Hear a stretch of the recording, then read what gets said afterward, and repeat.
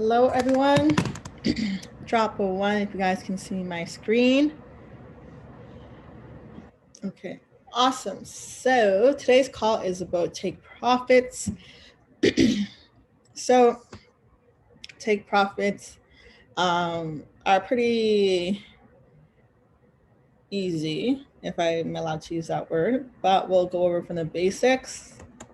Chef JPY.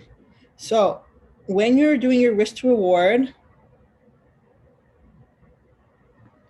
which one should you do first and why? Your stop loss or your take profit? In the chat box. Put in the chat box. When you're doing your risk to reward, should you do your stop loss first or your take profit? And why? Everyone's saying in the chat box to protect capital.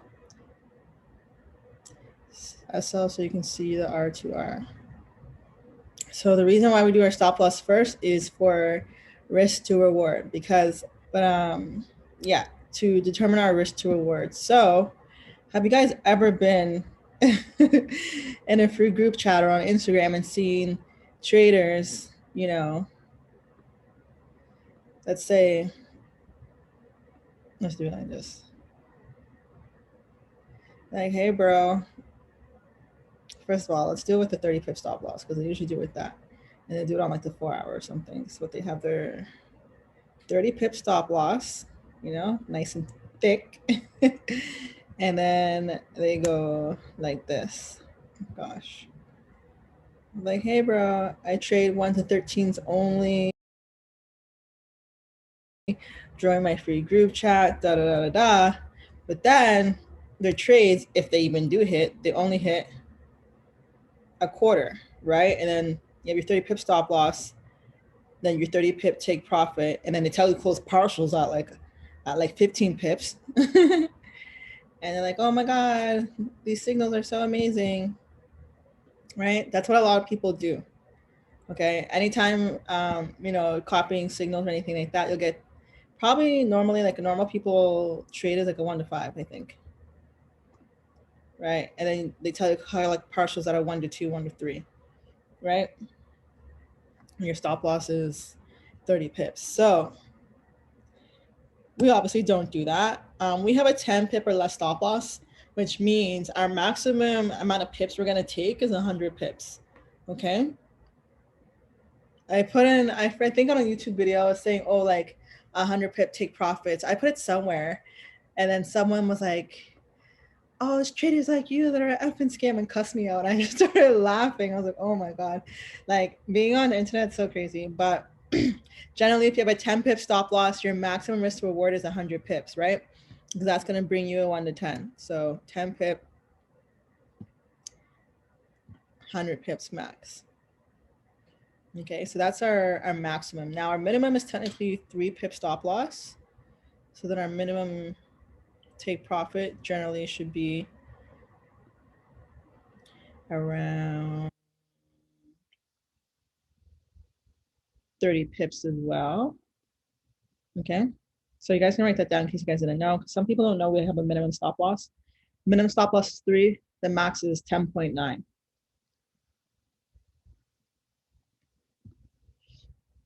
Okay, so this is so that when we're in a trade, right? Let's say we have our 10 pip. Exiting the trade is probably more important than your stop loss because your stop loss cannot get hit, but you still don't make money. You don't make money until you hit take profit. And that's where people, I feel like they kind of neglect the take profit. I was like, oh my God, my stop loss. No, you don't make money until it actually hits take profit. And if you're sitting there collecting partials, which we're going to talk about that later today because we're doing a trading plan. But if you're collecting partials, at a 1 to 2, 1 to 3, 1, you're not getting your risk to reward. But like generally speaking, you're also sitting there watching the trade. Like drop a 1 in the chat if like you're part of an academy where they're like collect partials here, collect partials at this number. Like you set a trade and they give you like 5 places to collect partials, and you're at work, you're at school, you're in a grocery store. I was working when I first started trading. So, I remember like watching and trying to set my alerts to collect partials on my phone. And it's just like, God, I'm getting anxiety, honestly, just thinking about it. how you just have to be on your phone all the time. Like now I trade like, you know, an hour or two a day. I set my limits and I go to bed.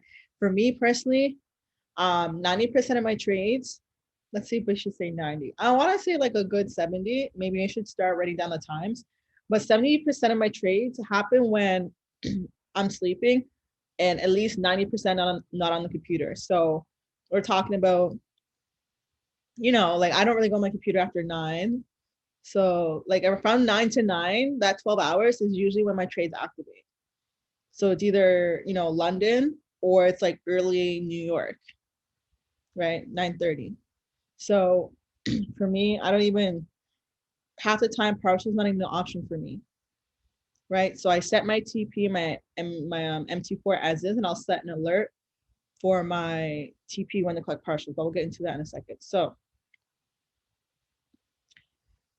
let me just go to my real example, because this was, I didn't even know that this reversed until now, because I just thought I hit take profit because I didn't move my alert. So this is Chef JPY.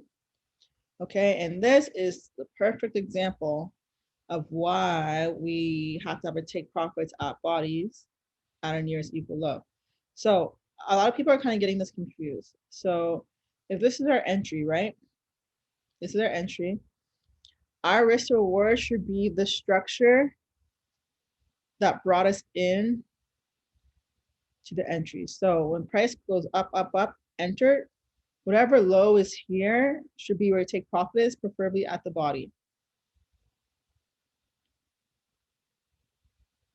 Okay, now I'm gonna say this because I'm pretty sure it's in the videos, but I'm gonna say it.